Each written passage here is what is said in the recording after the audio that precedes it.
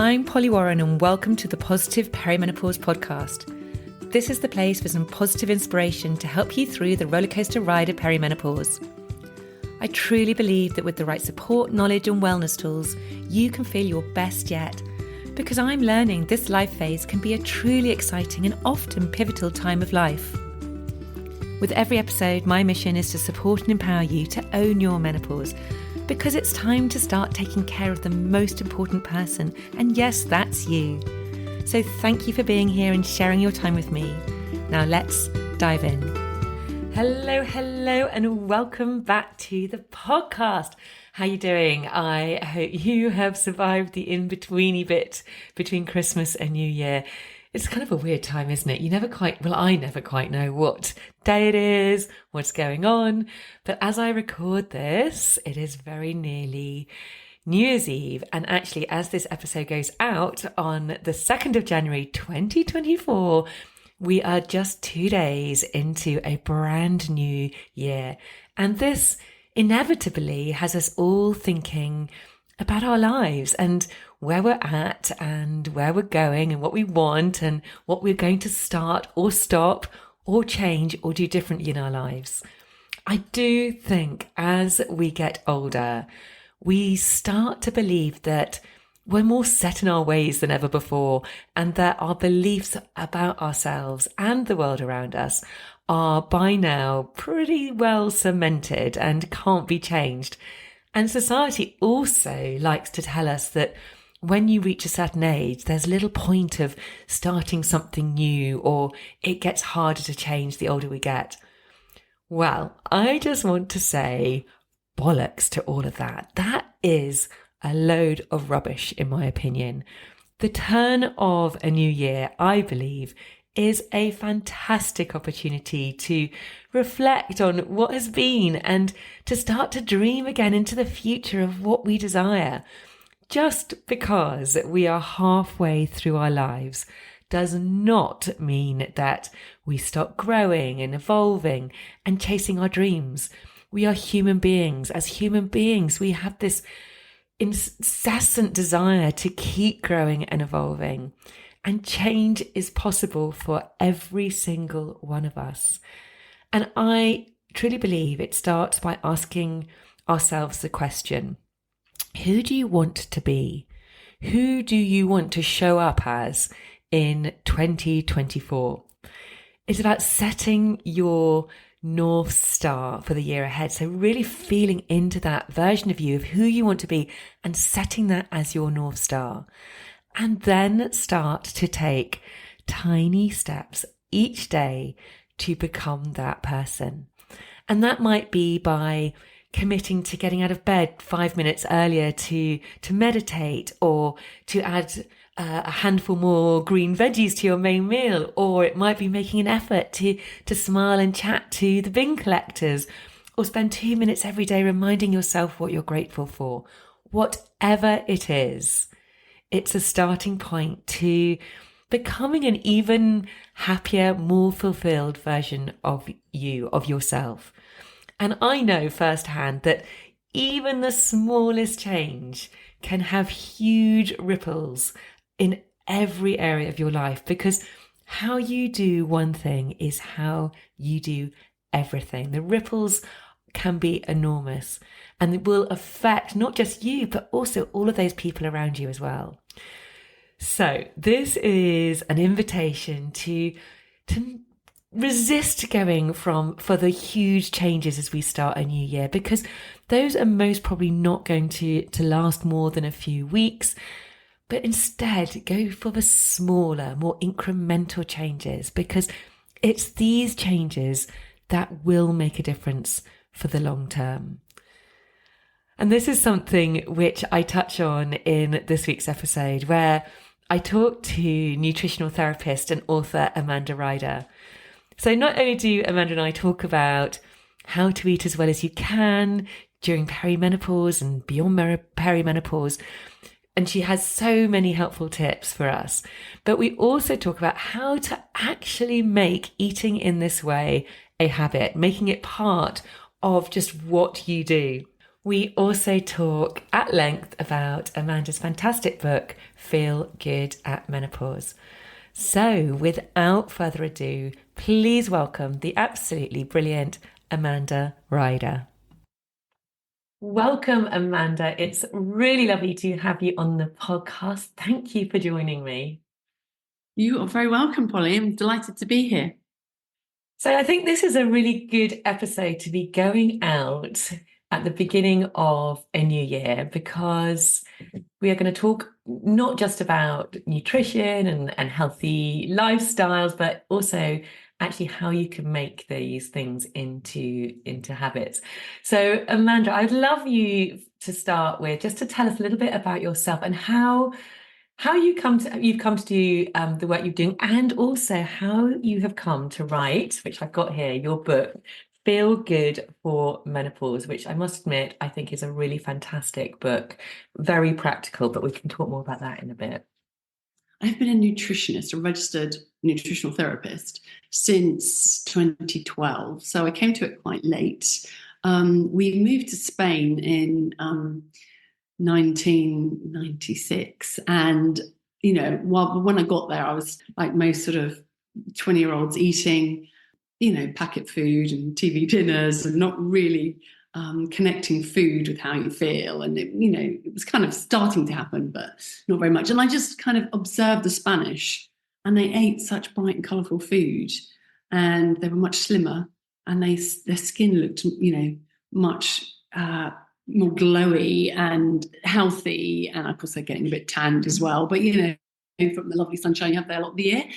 Yeah, and it just piqued my interest in, you eat what you eat has a major impact on how you are and how you live and how you feel and your risk factor for disease. And then I did get quite unwell in my late 20s. I just kept getting infections after infection. You think, there you are living in this lovely sunny place. And I had to, my kids were quite young. My husband worked really long hours. We probably drank too much at weekends. It's a very sort of, lots of people there without their family, kind of expat vibe. You drink too much, party too much. And eventually it just wore me down. And I remember one year, I had a tooth infection, I had a urinary tract infection, I had a stomach infection, and it was just like all hit me. And I think I was just trying to do too much, and, having young kids. And, the GP just kept prescribing, the equivalent of the GP there kept prescribing antibiotics. And, and you just start taking them and you believe that that's going to cure you. And then you get better from that thing, and then you get another thing, and it gets this cycle. And it suddenly woke me up to the fact that actually my doctor, as lovely as he was, his tool bag wasn't helping me in the long term. So I started to sort of, delve into nutrition and well-being, and, understood that actually these, antibiotics were wiping out the good bacteria in my gut. Then my, 70% of your immune cells sort of reside in, in the lining of the gut, and they're all communicating all the time with what's in your gut. And obviously mine was shot to pieces. And then when I started putting that together and started looking after myself and eating fermented foods and eating fresh foods, it was like, oh my goodness, wow, I feel so much better. And that kind of seeded the, the impetus to go and seek a sort of formal qualification. So when we came back to the UK, I did a degree in nutrition, and I graduated in 2012, and that's kind of by my, I was about late 30s then, and I've been practicing ever since, and I've never looked back.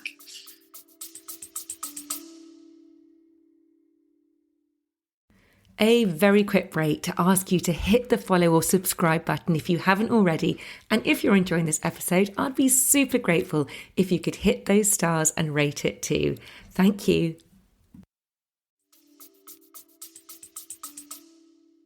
Yeah, I love it. It's interesting, isn't it? That whole way of living, which you can experience it, particularly on the continent, in countries like Spain and Italy, with all these lovely fresh produce, and they really do eat foods which are fresh that day from the market.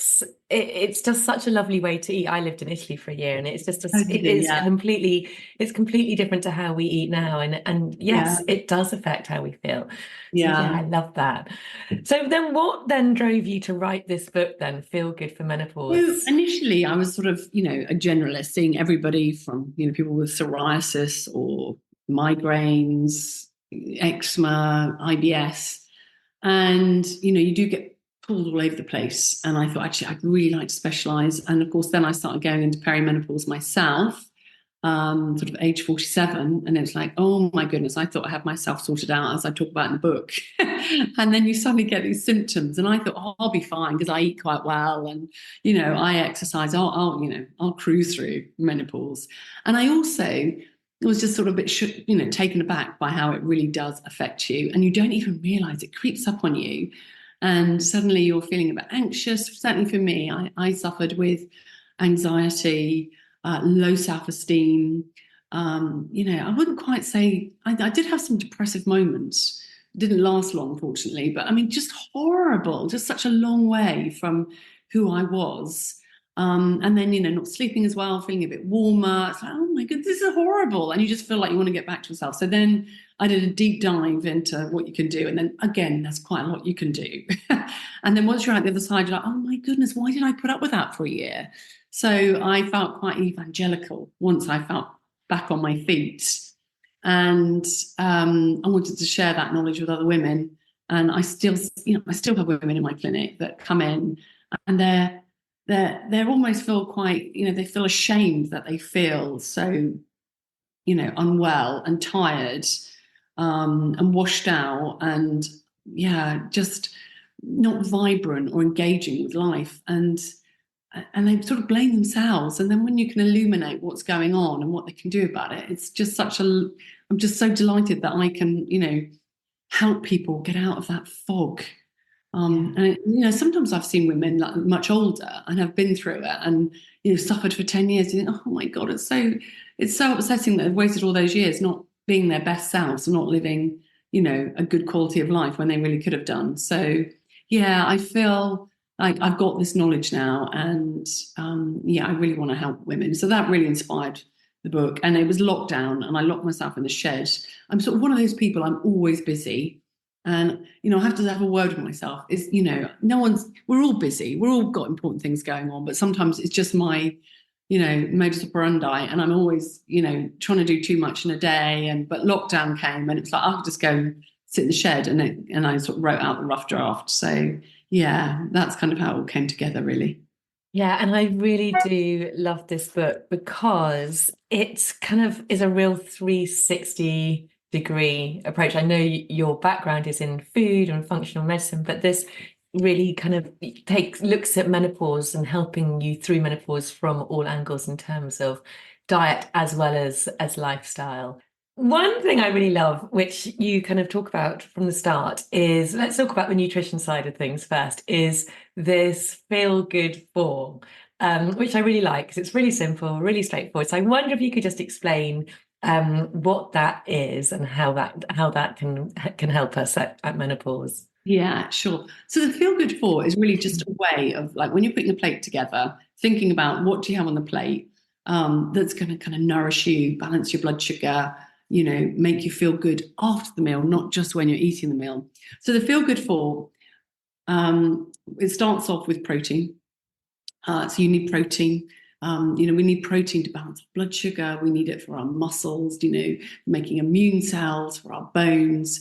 And it's something that a lot of women are lacking in. And I'm sure you've probably had people talk about protein to you. It's like a big buzzword, isn't it? If you're perimenopausal or menopausal, but I've seen thousands of food diaries in my time, and it's the one thing that most women fall down. So protein is number one of the feel good four. What happens if someone isn't getting enough protein? What are some of the signs? How would someone know? Yeah, so I would definitely say constantly hungry, tired, maybe hair isn't great quality, maybe skin isn't great quality, getting bugs, really easily. If there's anything going around like a cold or the flu, they'll get it, that kind of thing. And just sort of general weakness. Mm, Yeah. yeah. It's easy to kind of like God, I've done it. It's so easily done, isn't it? And I think women, we love carbohydrates. Well, I do. I quite happily sit with a bowl of pasta and just eat that. Yeah, But yeah. over the years, I've trained myself to, always make sure I'm having adequate protein. Um, and then what happens is 2 hours later, you've burnt through that food. It's kind of like, if you think about putting kindling on a fire or some coal or some logs, the coal and the logs is going to burn a lot slower and going to give you sustained heat. And it's the same with your body, sustained energy. Whereas if you eat loads of sugar, you burn it up really quickly. So you get this kind of boom of energy, kind of, burst of energy, and then it's gone. And what you want is a slow, sustaining energy, which you get if you're eating, enough protein. Yeah. So what are your go-to protein tips to help people get more protein into their So diet? my go-to protein tips are, try and start your morning off with protein. A lot of women don't do that, and being having box cereal, Special K. I mean, all these things that just porridge on its own that have been said to be healthy over the years, and we believe to be healthy. But again, that's just going to shoot up your blood sugar really quickly, and then it's going to crash, and then you're going to be hungry and tired and irritable and jittery and all the things we have when our blood sugar crashes. So, eggs are fantastic, and eggs have had a bad rap, but, most people can happily eat 10 to 12 eggs. The cholesterol in eggs doesn't really contribute to the cholesterol in your bloodstream. We make 80% of cholesterol in the liver, and only 20% comes from the foods that we're eating. But, eggs don't have that much cholesterol. So it's kind of like, we now know that's just something we don't have to worry about. So most women can happily eat 10 to 12 eggs. And an egg has, between 6 and 8 grams of protein in it. So 2 or 3 eggs is a really fantastic way. You can have that with some smoked salmon and then maybe a piece of rye. That can be a really lovely breakfast.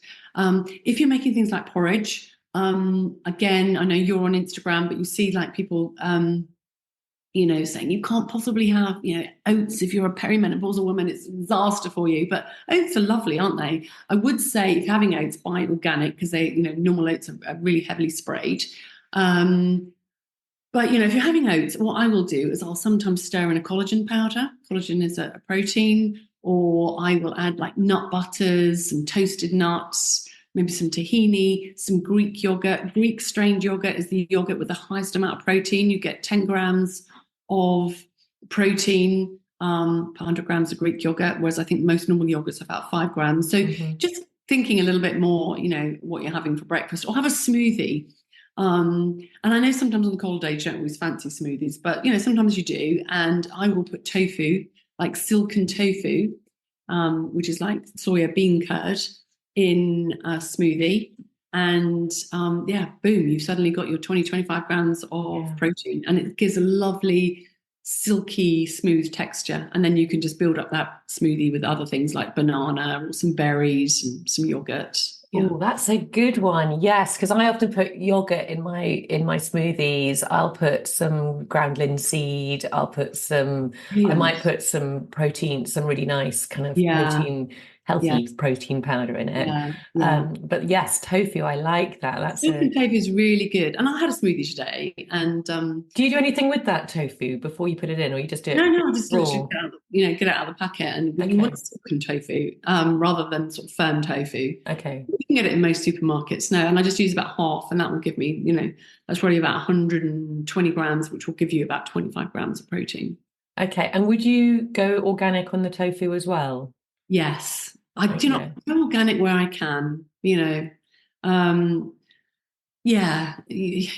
mean, we're just surrounded by toxins, aren't we? But so if I can control it, I will. And sometimes I can't, and I'll just won't worry about it. But I think if you do what you can, good 80% of the time, your body can cope with the rest of the toxins. Okay. So there we got the protein. So that's one of the feel good for four. Yeah. So tell us about the next ones. So the next one, I would say feel good about fats. And because not most women, but a lot of women, have been frightened of fats, myself included. I was sort of a teenager in the 80s and a sort of young woman in the late 80s. And it's like, have your Slimmers bars and, sugar's all right, fat is the enemy. But we now know that if you eat too much sugar, it basically turns into fat in the body, so your body just converts it into fat. So you're much better eating more natural, unadulterated fats. And what that does, it satiates your appetite. We need fat in order to make cholesterol. Cholesterol is the sort of the umbrella for, the raw ingredient for all our hormones. So you'll often see a woman that's avoiding fat will have a hormonal imbalance. And that basically is what's happening to us in perimenopause and menopause. We have this imbalance, and that's what makes us feel so awful. Hormones are all over the place, and of course they are reducing. Whereas if you can eat fat, you can really, sort of mitigate that in a lot of ways. But it is just so satiating, and we need it for so many things. So don't be frightened of fats. Enjoy your flaxseed, your chia seeds, your, olive oil, your avocado, nuts and seeds, and then things like, red meat and butter, the saturated fats, those sort of fats that are hard at room temperature.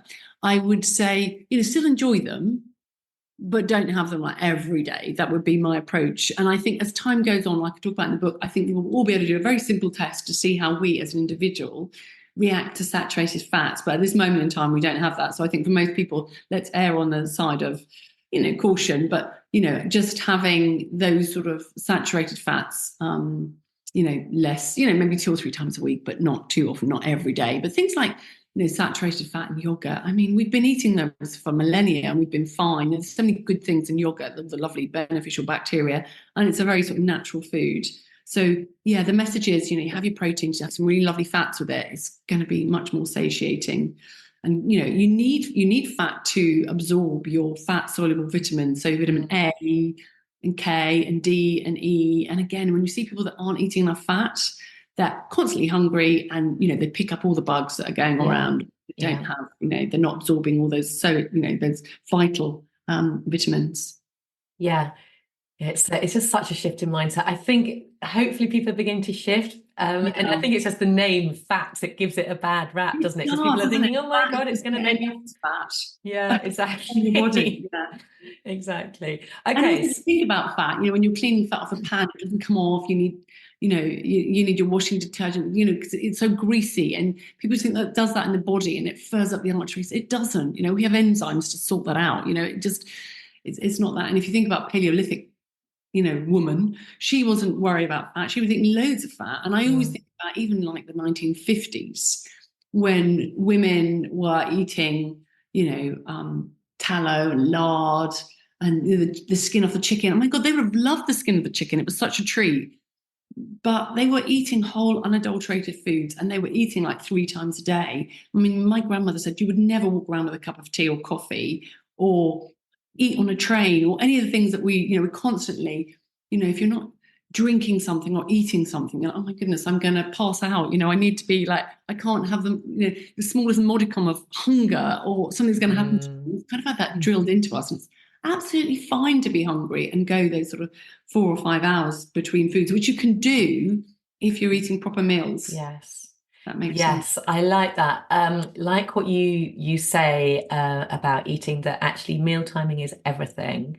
And how actually going back to eating 3 meals a day rather than a snacking. And I loved the reminder halt, which you put in the book about, which is a really good reminder. It stands for being, if you're hungry, angry, lonely, or tired, for halt. Which I think is a really good thing, because I know personally that if I'm at home, I'm working, if I'm a bit pissed off or frustrated with something, I'm just going to have a break and I'll just go and open the fridge and see what's in the cupboard and have something to eat. Or if I'm a bit bored, I'll go and see and get myself something to eat. And we just do it naturally out of habit. So it's really important to just remind ourselves, it's actually, am I hungry? Do I need to eat that? And then it just messes up every other meal if it's constantly snacking. And I think, I know that with my kids, I was constantly giving them snacks as babies, and they've kind of grown up now in this snacking culture. And it's almost, well, it is for them, it's cheaper to go and buy a packet of 59p biscuits than it is to go and get a healthy snack. So that's what they're choosing. And it's all wrong. The only people that are being helped by the constantly snacking, people have shares in the food companies, because we do not need to snack, but we've just got frightened of hunger. And Yeah. actually, when you're hungry, we switch on autophagy, which is like the cellular housekeeper in the body, but that doesn't get switched on unless you've been, 4 or 5 hours without food. But when you're constantly eating, your body's constantly working, working, working, working. And some people, they'll be having a hot chocolate at 10 o'clock at night with a biscuit or, before, and then they'll wake up in the morning and start eating again at 7. And it's just like, you're never ever giving your body a rest to sort of, clean up the mess of the day before, if you like. So yeah, so many good things to being hungry. What's your take? We will come back to the final two of your of your feel good for, but what's your take on fasting and intermittent fasting? Yeah, I mean, I think my take is, as I talk about in the book, and I'm still with that, is you have to work it. There's lots of evidence. It seems, it seems a bit of a no-brainer that fasting, switches on this sort of cellular housekeeping and cleaning up and rejuvenating of the cells. So it's really, really important. All the studies, support fasting is great for health, longevity. But, as a woman, and I think women are very busy, especially as you get into perimenopause, you've got your own kids that are, however old they are, they still need support, don't they? And especially going through A levels and uni and all that stuff. And then you might have aging parents as well, and, and your own career. And it's just so busy, isn't it? So you have to make it work for you, and it has to be sustainable. So the way I approach it personally is I do a hybrid method. So some days I will just have lunch and dinner, and other times I will do breakfast, lunch, and dinner if I feel I need more sustained energy. But I think it's a very personalized thing. Some people, I have some people that do OMAD. Are you familiar with OMAD? No. OMAD diet. Well, 1 meal a day. Right. Literally just have 1 meal a day, and you eat that in like, 2 hour window. And then you Right. have a 2 hour fast. Yeah, I don't think that would work for me. No. I enjoy food too much. Yeah, no, me too. I'm with you on that. It like really punctuates the day, doesn't it? Yeah. But I think now and again doing OMAD, like or even a 24-hour fast, so much evidence to support its efficacy in supporting good health. But yeah, me personally, I always say to everybody, get a 12-hour fast. Yeah. That is just, everyone should be able to do that. So if your last meal is at 7 or 8, don't eat until the next day until 7 and 8. And if you can push it to 9 or 10, even better. And the first day you might feel a bit shaky, but generally within 2-3 days you feel fine. And if you don't, then maybe it doesn't suit you. You've got to listen to your own cues, your own body. And I think as well as midlife women, we've got to be in tune with our bodies and actually recognize that we haven't lived in these bodies for 40 odd years, maybe 50 odd years. Listen to the cues, and if you feel really rubbish doing lunch and dinner, have breakfast, lunch and dinner. Yeah. But some days I really want the 3 meals, and in the winter it's quite cold, or if I'm I've just been taking the dog for a walk and it's been a long walk and I'm hungry and I'm going to go and do a workout, I need more energy, and 2 meals a day doesn't work for me. Whereas other days I'm really busy and I want that, it can make you feel quite sharp in the morning if you don't eat. And you're just maybe having a black coffee or some tea, and then by the time you get to 12, you put a lot of energy into that food and you make sure you've got the feel good for on that plate and you really enjoy it. Yes. So that's my approach. What about you? Yes. Well, I mean, I would always do at least 12 hours from breakfast between sort of my dinner and breakfast. Yeah. Always. Some days I will delay my breakfast. Sometimes just because of circumstance, and it won't happen till sort of 10 or 11. Yeah. But then I'll have something just relatively small. Or I'll have a much bigger breakfast, brunchy breakfast, and I won't have lunch. And then I'll have my dinner. So yes, I play around with it, but I never will eat past it's 7:30 in the evening. That's me done. And if I do eat, it just makes me feel really sluggish, I don't sleep so well. I wake up groggy. I can really feel it. So as you said, it's just really important to read the signs of your body. And I know with Christmas, as we're recording this, although this is going to go out in the new year, but as Christmas is approaching, it's difficult to do that because there's family, there's celebrations, and of course you're going to be maybe drinking more and all those sorts of things. But I definitely feel all of that. You feel the consequences. So for anyone listening, it's just a really good opportunity to notice how it feels. Play around. If you are someone who likes to eat at night, Yeah. maybe when you stop, just notice how you feel the difference. Because I know for myself, I feel lighter, I feel brighter, I feel kind of just cleaner and fresher, if you know what I More mean. alive. Yeah, it's Yeah. amazing. It's such a simple thing. Yeah. And studies show that they've done studies on thousands of people, and actually sometimes it's the fasting is as important as what you eat. In fact, fasting can clean up quite a lot of mess from a bad diet. So Yeah. it's that important. Yeah, it gives Yeah. your body an opportunity to do the jobs it needs to do. Whereas if it's Yeah. constantly being filled with more and more and more, it kind of everything slows down, doesn't it? It just doesn't get an opportunity to work properly. Absolutely. And often the snacking is from processed sources rather than, Mm, something that you make yourself in your kitchen. So yeah. so you're more likely to be putting in, chemicals and stuff that your body doesn't even know what to do with. Okay, let's go back to the final two Okay. of your feel good four. Yeah. So the next one is feel good about carbohydrates, carbs. Everyone is like, people come and see me and they'll say, oh, I'm only eating protein and salad. And how are you feeling? Oh, I feel lousy. I'm really tired. I don't enjoy my food. I don't sleep very well. And I think we do need carbohydrates. A lot of people are just eating from the refined carbohydrate sources. So for most people, it's just a case of upgrading your carbohydrates to carbohydrates that contain fiber as well. And then they really, they're just lovely to eat.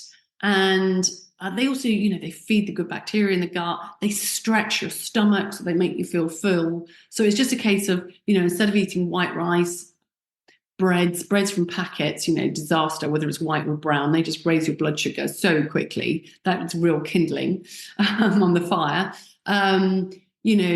Pasta, white pasta, but you can get so many lovely things now that are, made from legumes. So I'm um, a big fan of chickpeas, lentils, beans as your source of carbohydrate where possible. And there's lots of recipes in the book, but making a chickpea salad, making a lovely chickpea sort of stew. I make a lovely one with tomatoes and a bit of chorizo and just jazzing them up a bit. But a lot of people think of legumes as being really boring, but you can do a lot to jazz them up. Mm-hmm. And they are brilliant because not only do they contain fiber, they've got the carbohydrates and they've also got protein. They're about 50, 60, 40, depending on the bean or the chickpea or the lentil. Okay. And they're so filling. And so I try where possible to get my carbohydrates, and I call them complex carbohydrates rather than simples. And then I just enjoy them because, I know they don't give me that blood sugar high and then that dip, which makes me feel awful. So Yeah. I think for most people, you don't need to avoid carbohydrates. You just need to upgrade them. Yeah, Yeah. absolutely. I also love what you said about cold potatoes in your book, which Oh, I yeah, did not know. Tell us yeah. about cold potatoes. Yeah. So cold potatoes. So once you cook potatoes and you cool them, they make this sort of, when it's a fiber, a resistant starch. And it is basically a fiber, and the gut bugs love it. And, they can grow and, eat it all up and, proliferate. But it only happens when you cook and cool the potatoes. So when you're cooking potatoes, cook 2 or 3 portions so you can stick some in the fridge. And then even if you get them out, chop them up and saute them in some lovely olive oil and some herbs and some garlic, you've still got this resistant starch. So yeah, don't make potatoes the enemies. I think potatoes are great because they've had a bad rap for a long time, haven't they? And things like Yes. mashed potato do raise your blood sugar quite quickly. But if you can buy organic potatoes, just scrub them, make them into wedges in the oven, just sauteing them, whatever you in the pan, like I said, making like baked potatoes with the skin and then pairing it with some, lovely protein, it's not going to have that impact on your blood sugar. Yeah. Okay, great. All Yeah. right. And then the final four. Yeah. The final, well, the final is the greens. Feel good about greens. And so again, you put your protein on the plate. You've got maybe some chickpeas or some rye bread or something with some fiber in those complex carbohydrates, which there's charts in the book. tell you about those. And then you've got your lovely fats, maybe your olive oil or some tahini or some avocado, nuts and seeds. And then you just grab a handful of greens. And I love greens because they've got lots of magnesium. They help us age well. They've got vitamin K in, so they're great for our bones. Studies show that people that eat adequate amount of beans, have less risk of all the sort of modern diseases. They're full of vitamins and minerals. They're nutrition dense, even just a handful is giving your body a lot. So I always advocate having a green drawer in your fridge or in your, wherever you've got a cool area where you keep it. And then, things like watercress and rocket, where you can just grab a handful and it's not too difficult. I will also, if I'm making broccoli, I might steam a big batch of broccoli and then keep some in the fridge. And then I will just saute that, especially in the winter. I don't want cold broccoli. Yeah. But just shove it in the oven or just saute it quickly in a pan. Or, even if it is cold and you put it into a salad, but you've got a lovely, delicious dressing, things like that. So I do, whatever's in, but always have something green. Yeah. Okay. Right. So you advocate that we have a little bit of each of that, each of those feel good at 4. Yeah. So And when I just mentioned the complex carbohydrates, because people might be thinking, well, what about the colourful vegetables? I include those in the complex carbohydrates. Yeah. Yeah. So lots of colourful vegetables. Basically, anything that sort of grows under the ground has more carbohydrate in it, and anything that grows above the ground has less carbohydrate in it. Okay, that's a good way to remember it. Brilliant. And I've got a pyramid, in the Yes, that pyramid is very good. So so in your pyramid, it's a carbohydrate pyramid. Yeah, so I'm just looking at it now, but so at the top you've got like pasta and bread and fruit and brown rice and buckwheat. And there's nothing wrong with these. It's just having them, in context, and oats and quinoa and potatoes with the skin. And then the next you want more of, so we're going down now, a bigger proportion of your diet are the beans and the chickpeas and the lentils. And then you've got the root vegetables, lots of those sweet potatoes, parsnips, beetroot, carrots, those Swedes, things that grow under the ground. And then at the very bottom, because they've got less carbohydrate, the colourful vegetables. So anything, peppers, courgettes, all those things. Yeah. Cauliflower, broccoli, onions, they've got carbohydrates, but very small amounts. Yeah. So this, in theory, is all wonderful. And I think a lot of us know, right, this is the way we should, in inverted commas, be eating. The problem is actually for us to actually eat in this way, in a way which is just part of our everyday lives. And as this episode is going out at the beginning of 2024, and I'm sure everyone is having good intentions for this year, wanting to feel better, wanting to have good, healthy habits. And I think particularly during perimenopause, we now know the benefits of eating in this way for so many reasons.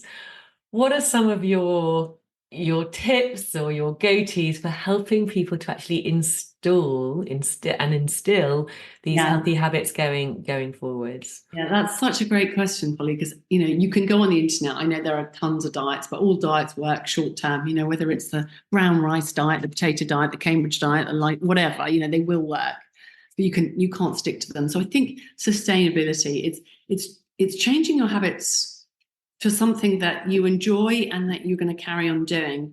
And it's all about habits. You can't do this stuff unless it's a habit. So I always, when I'm working with people, I will set them, 2 or 3 tasks to do rather than overwhelm them with all that you could be doing. And it's just like, you start off all excited and then you're like, oh my God, this is impossible, So I think the first thing is set up, a healthy environment. So, it's January and, we've all, overeaten and had late nights and drank too much and all those things.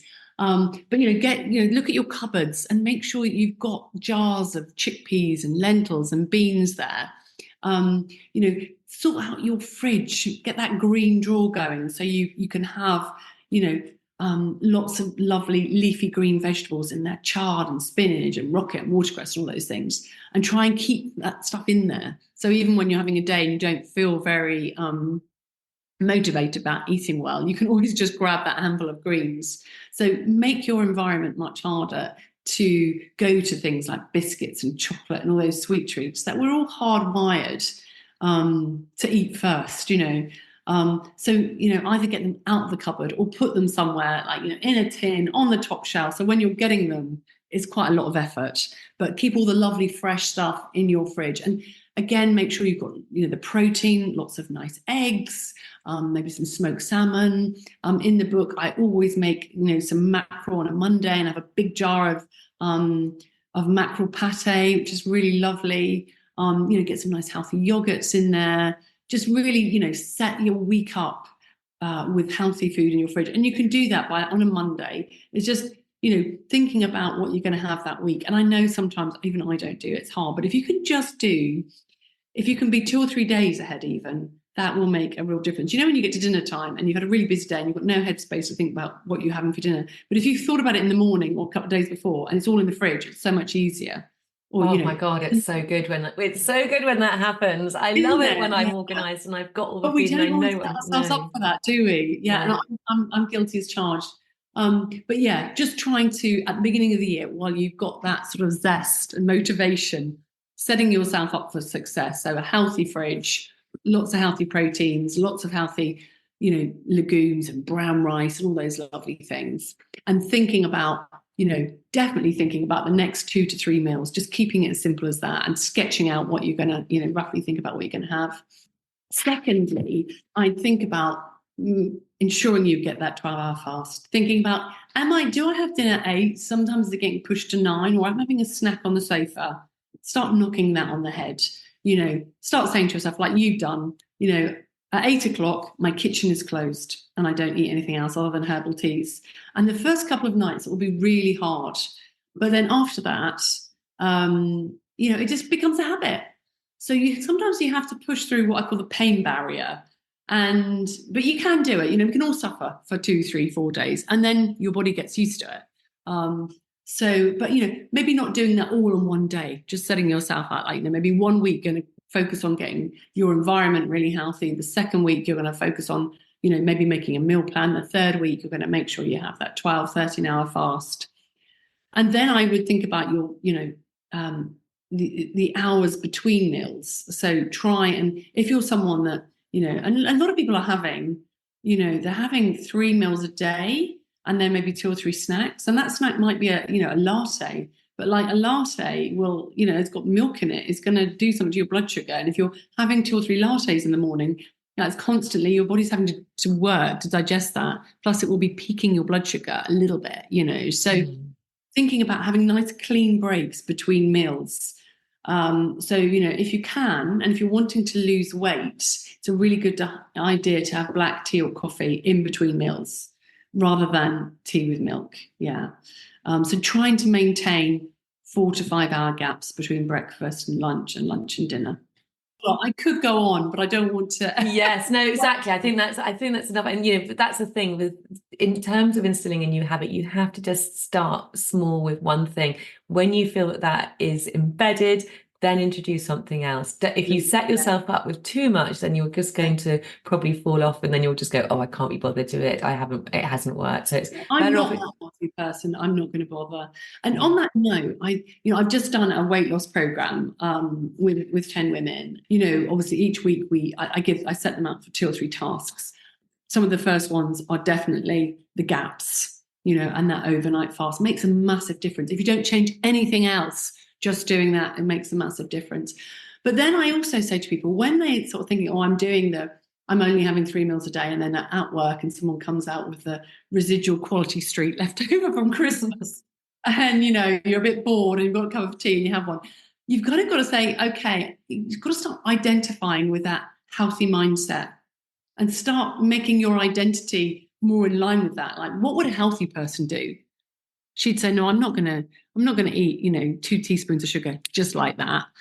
I've done lots of hard work. I'm on this new trajectory of being a healthier, fitter me. I'm not going to, sabotage what I'm doing this week. So you refuse that quality street, and and then the next time it comes up, you don't have it. But then when somebody brings in a delicious homemade cake, which is worth eating because it's absolutely going to feed your soul and it's made with like lovely ingredients, to have it. But change your mindset to, what you're going to put in your body, and when it's worth saying, actually, do you know, I'm going to have the sugar and the white flour, and I'm going to have the blood sugar peak, and it may be not so great for me, but once in a while it feeds your soul, it makes you feel good, you bond with other people, fabulous. But if it's just that mindless eating of things, very sugary sweet things that aren't doing you any good on any level, just Yes, say, I love healthy that. person wouldn't eat that. I'm a healthy person, I'm not eating it. Yeah, I love that approach, because we don't want to completely strip ourselves of all the pleasure of food. And you're right, if someone brings in a beautiful homemade cake, yes, eat that. That's so lovely. Yeah. But it's also, as you say, it's about your identity. And that's where true change really happens, is when we can start to identify with the person that we want to be. It's not really what you're doing. It's like, who do you want to be? Who are you being in that moment? Are you being that person who just goes, oh, I can't be bothered, and you just give up? Or are you Yeah. being that person, that healthy person, to Yeah. really envisage that person that you want to be, really know that person really, really well? You can almost visualize that person and Yeah. become that person. And once you start living in that way, then you'll start just making the choices which fit with Becomes that easy, doesn't it? identity. Yeah. Yeah, it does. People can't see that from at the beginning, but it does. You start getting these habits and it just becomes part of who you are. But I think another thing I would say, and having worked with women that maybe are overweight, there's a lot of shame in being overweight.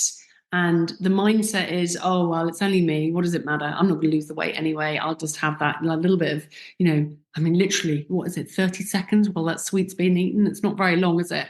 I'll just have this bit of pleasure now. And it's actually valuing yourself enough to say, I'm going to put this energy into making myself feel better. So knowing that you are so worth it. Yeah. Repeating that to yourself, I'm worth it. I'm worth this energy and this beautiful, colorful food. And saying no to people, because sometimes if people keep saying yes to other people, or have a drink, or have this sweet, or or have this cake, or whatever, and you say yes to please someone else, then you're sort of saying no to yourself. Yeah. So sometimes you have to say no to others to say yes to yourself, which is nothing wrong with valuing yourself and looking after yourself. You'll be a better person, you'll be happier, you'll be healthier, and you'll interact with the people around you in a much healthier way. Absolutely. And it doesn't mean that you can't eat. I think everybody thinks if they're trying to lose weight, they have to go on this really restricted diet. And it's Yeah. not the case at all. Suffering. Just to finish, I would love you to share in your book what you said about yo-yo dieting, because I think this fits really well with this. So why yo-yo dieting never works, why restricting food never works, and why it's so important to continue eating in such a, you can eat a full plate of food. There was something about fat loss and muscle loss. Yeah, when people lose weight, and I have a machine in my office which calculates your muscle mass and your fat mass. But generally, when people lose weight, they lose muscle mass as well as fat mass. And because we don't want to lose muscle mass, but yourself, if you've ever gone on a diet, you're like, oh, where have my breasts gone? It hasn't gone from your hips and your thighs. It's gone from areas maybe you don't want it to go, or your face. But we do lose muscle. And so when people go on these very restrictive, less than 1,000 calorie a day diet, they lose a lot of muscle mass. And then when they go back to normal eating, because human beings, we can be quite disciplined for 2 or 3 months. So we can starve ourselves, some people can, not everybody can, but you do see a lot of people can do this. And then eventually they go back to normal eating and they're, oh, I've had enough of this diet. And they just start eating normally. And then I've seen it so many times over the years, they balloon, they're bigger than they were before they started the diet. Because what's happened is they started eating normally again, but they have lost a ton of muscle mass. And muscle mass is like your engine. It's like metabolically is very active and it burns through energy, muscles. But you've lost a lot of muscle. So basically you're not burning, the same amount of calories as you were when you had more muscle mass before you started this, strict diet. So that is why yo-yo dieting doesn't work, because you start eating normally, you've got less muscle. And so what happens is you don't burn it as energy, you just store it as fat. And I always think about, if you compare yourself to like the Fiat 500 or a Ferrari, if you drive to the shop in a Ferrari, you're going to use a lot more gas than if you drive in the Fiat 500, even though you've traveled the same distance. And it's the same when you see these skinny people, they've got lots of muscle mass, not all skinny people, but an athletic looking person, if you like, or, who you think, oh my God, that person's never stops eating. And they're so, they're so toned and they don't gain weight. It's because they've got the big engine, they've got the muscle mass. And it's, we are up against it as we get into perimenopause and menopause, because just naturally, as our estrogen declines, our muscle mass declines. It's called sarcopenia. And that's why I'm so, I'm so keen on women to make sure they eat enough protein to maintain that muscle mass, and do strength training exercise as well as to make sure they hang on to what they've got, or even build a little bit more. Because otherwise they're just going to put on more and they're more going to put fat. on more weight. And then as they get older, a lot of people, when you look at old people that's sitting in the chair, they struggle to get out. Some people do, don't they? Not all, but they struggle to get out. And people think, oh, it's because they're bones. And it's not always their bones. Sometimes they're muscle mass. If you lose your muscle, very hard to regain it. So I think as you're aging, you really work on your muscle. And I've got an image which my daughter drew for the book, where there's this woman like hanging onto her biceps. Hang on to your muscle with all your might. Do everything that you can. It's so important as you get past 40. Amanda, thank you so much for coming on today. If you could just share, if you could think of just one thing the listeners could take away today, so that they could actually put into practice, they could action today, which would probably be the most useful for them, particularly during midlife, perimenopause, what might that be? It would be simply this: prioritize themselves. Yeah.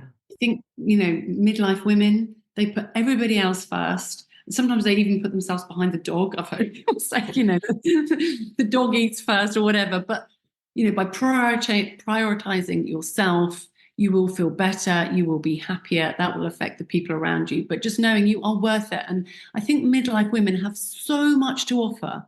We guide our kids, or if we don't have kids, our nieces and nephews, or, we give the example of who we are to other people in our lives. And, we've just got so much knowledge and wisdom. And it's, you see women that become a bit invisible and lacking energy or motivation because maybe they're not eating well, or they've got hormone imbalance, whatever it might be. But prioritize yourself, whether it's HRT, changing your diet, getting toxic people out of your, your life, whatever it is, whatever's draining you, just know that you are worth it to look into it and do something about it. Excellent advice. Thank you so much. Thank you so much for being here today. I've really enjoyed chatting, and I'm sure that there'll be something in here for everyone, because I think it was jam-packed full of really useful information. So thank you. And can I just mention that my book, Feel Good for Menopause, is available at Amazon.co.uk.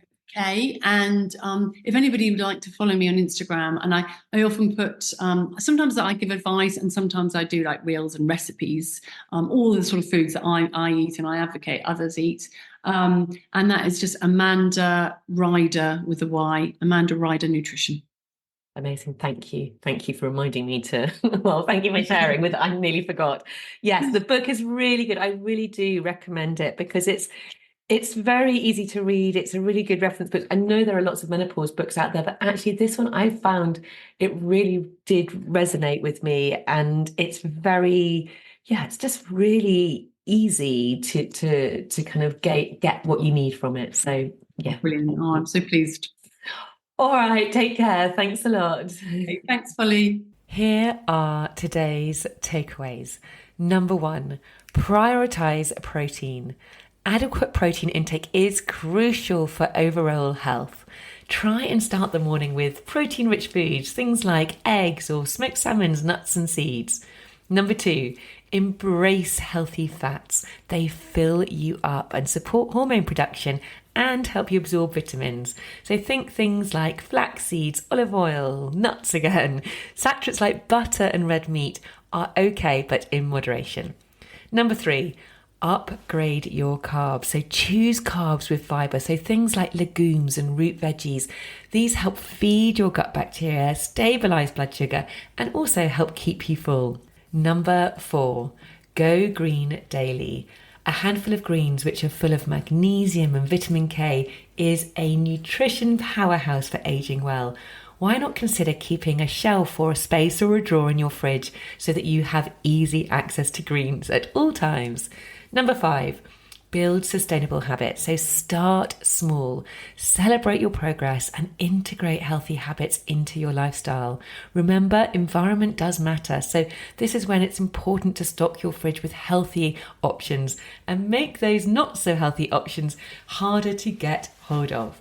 Number 6, consider a 12-hour fast overnight.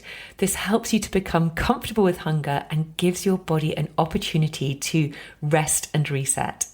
Number 7, embrace mindful eating. Listen to your body. Perhaps use HALT, which stands for hungry, angry, lonely or tired, before reaching for snacks. Are you genuinely hungry or are you actually feeling one of these things?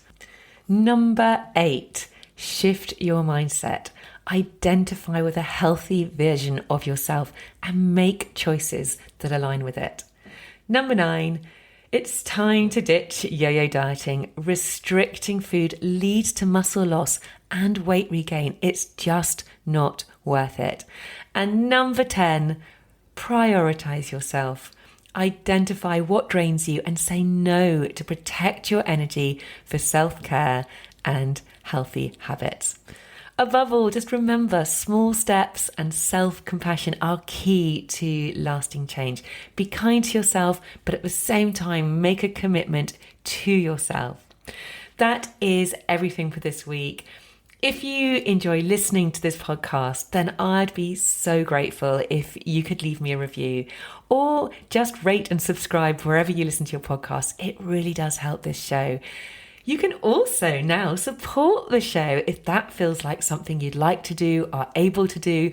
All you have to do is click on the link in the show notes. You can choose to subscribe for however long you want and pay anything from between $3 to $10 a month, whatever you can afford, and you can cancel anytime.